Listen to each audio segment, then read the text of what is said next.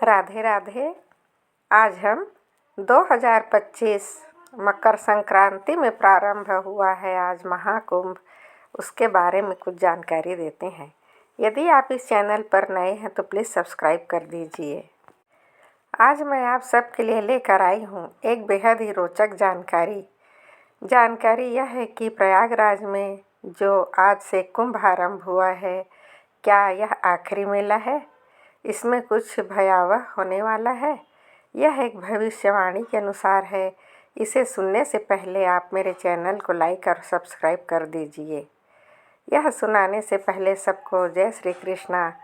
प्रयागराज में प्रारंभ हुआ महाकुंभ मेले को केवल भारत के नहीं बल्कि पूरे विश्व का सबसे बड़ा आध्यात्मिक आयोजन माना जाता है। लाखों श्रद्धालु इस पवित्र मेले में शामिल होते हैं। गंगा, यमुना और अदृश्य सरस्वती के संगम में डुबकी लगाकर अपने पापों से मुक्ति की कामना करते हैं। लेकिन इस बार का कुंभ मेला साधारण नहीं है। इस कुंभ के साथ ऐसी भविष्यवाणी जुड़ी है जिसने सभी को चौंका दिया है। क्या आपने कभी सोचा है इस बार का कुंभ मेला कलयुग का आखिरी कुंभ मेला भी हो सकता है? जी हाँ, प्राचीन ग्रंथों और साधु संतों की भविष्यवाणियों के अनुसार इस कुंभ मेले के दौरान कुछ ऐसा घटित हो सकता है जो मानवता की दिशा और दिशा बदल देगा। कुछ संतों का कहना है यह कुंभ देवताओं और असुरों के बीच अदृश्य संघर्ष का प्रतीक हो सकता है। भविष्यवाणी में क्या कहा गया है? कुछ ज्योतिषियों और तपस्वियों ने संकेत भी दिया है। ग्रहों की स्थिति और समय का संयोग एक भयावह की ओर इशारा कर रहा है। मेले के दौरान एक रहस्य घटना घट सकती है जो मानवता के लिए चेतावनी बनकर आएगी। शास्त्र में वर्णित है, जब अधर्म अपने चरम पर पहुंचता है तब विनाशकारी शक्तियां सक्रिय हो जाती हैं। क्या सच में कुछ अनहोनी होगी? ऐसा माना जा रहा है इस बार कुंभ मेले में वही बचेंगे जो सच्चे मन से भक्ति करते हैं और पवित्र जीवन जीते हैं। इस मेले में आने वालों को अपनी आत्मा को शुद्ध करने का अवसर मिलेगा, लेकिन जो छल कपट और अधर्म के रास्ते पर हैं उनके लिए यह मेला विनाश का कारण बन सकता है। अदृश्य शक्तियों का खेल। साधु संतों के अनुसार इस कुंभ में देवता और असुर दोनों ही मौजूद होंगे। वे आम मनुष्यों की तरह भेष बदल कर यहाँ आएंगे। यह मेला केवल एक धार्मिक आयोजन नहीं है, बल्कि यह सत्य और असत्य की परीक्षा का भी समय होगा। संगम का पानी जो आज तक पवित्र माना जाता था, इस बार केवल उन्हीं के पाप धोएगा जो सच्चे मन से प्रायश्चित करेंगे। कैसे बचे इस भविष्यवाणी से आप जानना चाहते होंगे। अगर आप इस कुंभ में जा रहे हैं तो ध्यान रखें, आपकी नीयत एकदम साफ होनी चाहिए। पवित्र डुबकी लगाते समय भगवान से प्रार्थना करें कि वे आपके पापों को क्षमा करें। सच्चे मन से भगवान की शरण में जाएं और दूसरों के साथ अच्छा व्यवहार करें। यह कुंभ मेला केवल एक यात्रा नहीं बल्कि जीवन का सबसे बड़ा सबक बन सकता है। तो क्या आप तैयार हैं इस रहस्यमय भविष्यवाणी का सामना करने के लिए? क्या यह कुंभ आपके लिए मुक्ति का कारण बनेगा या फिर कुछ और? तो आइए इस कुंभ मेले में न केवल पवित्र स्नान करें बल्कि अपने जीवन को पवित्रता और सच्चाई की राह पर ले जाने का संकल्प लें, क्योंकि अंततः जो होगा वह हमारे कर्मों का ही परिणाम होगा। आपका क्या मानना है? क्या इस रहस्यमय भविष्यवाणी को जो कि कुछ साधु संतों ने अपने शास्त्रों को देखकर की है, उन्हें आप महसूस कर पा रहे हैं? क्या आपको लगता है कि क्या यह सच में ऐसा ही होने वाला है? क्या यह आखिरी कुंभ होगा या इस कुंभ में कुछ भयंकर विपदा आने वाली है? यह तो एक मिस्ट्री है जो हमें समय के साथ ज़रूर पता चल जाएगा। जिसके ऊपर भगवान कृपा करेंगे वही कुंभ स्नान को जा पाएगा। हर हर गंगे। महाकुंभ चालू हो चुका है। देश विदेश से श्रद्धालु आकर स्नान करना आरंभ कर दिए हैं। शासन और प्रशासन की अच्छी आयोजन हुई है। लोगों की बहुत भीड़ इकट्ठी हो गई है। महाकुंभ की विश्व में एक पहचान है। 144 साल बाद ऐसा संयोग महाकुंभ लग रहा है। आप आएं और अपने मित्र परिवार को बताएं कि यह आयोजन कैसा है। प्रयागराज में हर तरफ आस्था के रंग बिखरे हैं। संगम नगरी में श्रद्धालुओं के जुटने का सिलसिला शुरू हो गया है। उम्मीद की जा रही है इस साल 40 करोड़ से ज़्यादा श्रद्धालु प्रयागराज में महाकुंभ में पहुंचेंगे। पूरे देश से तमाम श्रद्धालु तीर्थ के लिए यहां पहुंच रहे हैं। साधु संतों के जुटने का सिलसिला भी चल रहा है। सभी अखाड़ों के महंत पहले ही प्रयागराज के महाकुंभ क्षेत्र में पहुंच चुके हैं। आस्था के इस महाआयोजन के लिए सुरक्षा के इंतजाम भी कड़े किए गए हैं। पुलिस के हजारों जवान कुंभ क्षेत्र में तैनात किए गए हैं। अधिकारियों की लगातार सुरक्षा इंतजामों का जायजा ले रहे हैं। पौराणिक कथाओं के अनुसार कुंभ का संबंध समुद्र मंथन से, जो अमृत की प्राप्ति के लिए देवताओं और असुरों के बीच में हुए संघर्ष की कहानी है। कथाओं में दर्ज है, युगों पहले अमृत की तलाश में समुद्र को मथा गया। इस मंथन से अमृत कलश प्रकट हुआ, जिसे लेकर के देवताओं और असुरों के बीच में भयंकर युद्ध हुआ। छीना झपटी के दौरान कलश से अमृत छलक करके 4 स्थानों पर गिरा: हरिद्वार, प्रयागराज, उज्जैन और नासिक। यही कारण है कि कुंभ का मेला इन 4 पवित्र स्थलों पर आयोजित होता है। अमृत का यही खोज भारतीय जनमानस को एक साथ एक जगह पर ले आती है।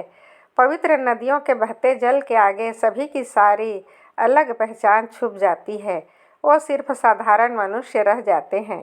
गंगा में कमर तक उतर डुबकी लगाकर ऊपर उठकर माटी के जीवंत पुतले एक ही ध्वनि में जोरदार जयकारे लगाते हैं: हर हर गंगे।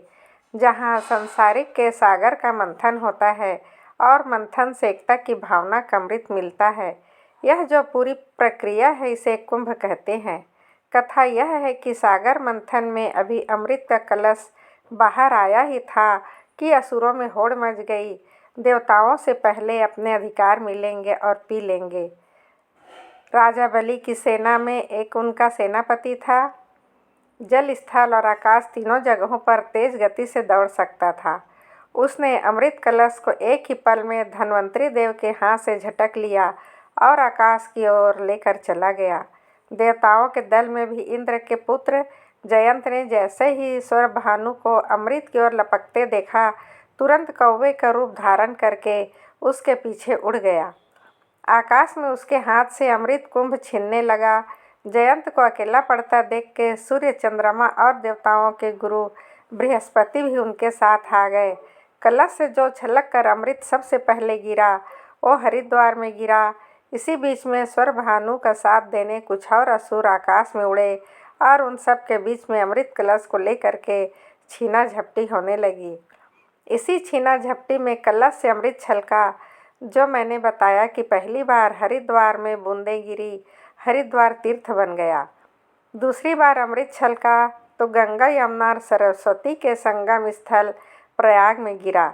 यह स्थान तीर्थराज बन गया। अगले 2 और प्रयासों में कुंभ से अमृत छलका तो उज्जैन में क्षिप्रा नदी में जा गिरा और चौथी बार नासिक की गोदावरी नदी में अमृत की बूंदें गिरी। इसी तरीके से गंगा नदी में 2 बार, इसके अलावा क्षिप्रा और गोदावरी नदी में अमृत की बूंदें गिरी और इनके किनारे बसे जो हरिद्वार, प्रयागराज, उज्जैन और नासिक है, यहाँ पर कुंभ के मेले का आयोजन होने लगा। अब बात करते हैं कुंभ का मेला 12 साल में ही क्यों आता है। कुंभ मेले का स्थान तय करने में ग्रहों की दिशा बहुत महत्वपूर्ण योगदान देती है। सूर्य, चंद्रमा और बृहस्पति ग्रहों की स्थिति बहुत महत्वपूर्ण है। सूर्य और चंद्रमा जब मकर राशि में होते हैं, बृहस्पति वृषभ राशि में होते हैं, तो कुंभ का मेला प्रयागराज में लगता है। सूर्य मेष राशि और बृहस्पति कुंभ राशि में होते हैं, तो कुंभ का मेला हरिद्वार में होता है। इसके साथ ही जब सूर्य सिंह राशि और बृहस्पति ग्रह भी सिंह राशि में होते हैं, तो कुंभ का मेला उज्जैन में होता है। जब सूर्य सिंह राशि और बृहस्पति सिंह या कर्क राशि में होते हैं, तो कुंभ का मेला नासिक में होता है। पौराणिक कथाओं की बात करें तो सागर मंथन में जब देवता और असुरों में अमृत कलश के लिए युद्ध हुआ था, तब इंद्र के बेटे जयंत असुर स्वर भानु से अमृत कलश छीनकर भागे थे। इसके बाद जयंत 12 दिन बाद स्वर्ग पहुंच सके थे। माना जाता है कि देवताओं का एक दिन मनुष्यों के 1 साल के बराबर, 1 वर्ष के बराबर होता है। इसलिए कुंभ का आयोजन 12 वर्षों में होता है। आप सोच रहे होंगे कि प्रयागराज में जो कुंभ आरंभ हुआ है उसे महाकुंभ क्यों कहा जा रहा है। कुंभ के बारे में विस्तार से बात करते हैं। कुंभ 4 प्रकार के होते हैं: कुंभ, अर्धकुंभ, पूर्ण कुंभ और महाकुंभ। इसमें कुंभ का आयोजन हर 12 साल बाद देश के 4 स्थानों में से एक जगह पर होता है। वही अर्धकुंभ जो है वह 6 साल में होता है। यह सिर्फ हरिद्वार और प्रयागराज में लगता है। पूर्ण कुंभ की बात करें तो 12 साल में एक बार लगता है। यह सिर्फ प्रयागराज में आयोजित होता है। पूर्ण कुंभ मेले का ही विस्तार है। 12 साल में जो प्रयाग में होता है इसे कुंभ का पूर्ण रूप माना जाता है। इसका महत्व बाकी कुंभ मेलों से अधिक है। पवित्र नदियाँ गंगा, यमुना और सरस्वती के संगम पर लगने वाले इस आयोजन का उद्देश्य आत्मा की शुद्धि और मोक्ष प्राप्ति है। पूर्ण कुंभ जब 12 वर्ष पूर्ण कुंभ पूरे होते हैं तो महाकुंभ कहलाता है, जो अभी प्रयागराज में आरंभ हो गया है। यह 144 वर्षों के बाद हो रहा है, इसलिए इसे महाकुंभ का नाम दिया गया है। यानी कि 12 पूर्ण कुंभ जब पूरे हुए तो यह महाकुंभ आया। 13 जनवरी से 26 फरवरी 2025 तक प्रयागराज में आरंभ हो गया दुनिया का सबसे बड़ा धार्मिक आयोजन। इस बार इसकी विशेषता बहुत अधिक हो जाती है, क्योंकि सिर्फ यह पूर्ण कुंभ नहीं है, यह महाकुंभ है। प्रयागराज, जिसे तीर्थराज कहा जाता है, तीर्थ स्थलों का राजा माना गया है। पौराणिक मान्यताएं कहती हैं कि ब्रह्मा जी ने यहाँ पहली बार यज्ञ किया था। यही कारण है कि स्थान आध्यात्मिक दृष्टि से अत्यंत पवित्र हो गया है। महाकुंभ मेला हमारे भारतीय संस्कृति का ऐसा पवित्र उत्सव है जिसकी गूंज प्राचीन ग्रंथों से लेकर आज के युग तक सुनाई देती है। यह मेला न केवल आस्था का प्रतीक है, बल्कि भारतीय दर्शन, परंपरा और खगोलीय विज्ञान का भी अद्भुत संगम है। इस मेले का संबंध सनातन धर्म पौराणिक कथाओं से गहराई से जुड़ा हुआ है। गंगा, यमुना और अदृश्य सरस्वती के संगम पर स्नान करने का विशेष महत्व कहा जाता है। इस पवित्र संगम में स्नान करने से सभी पापों का नाश होता है, मोक्ष की प्राप्ति होती है।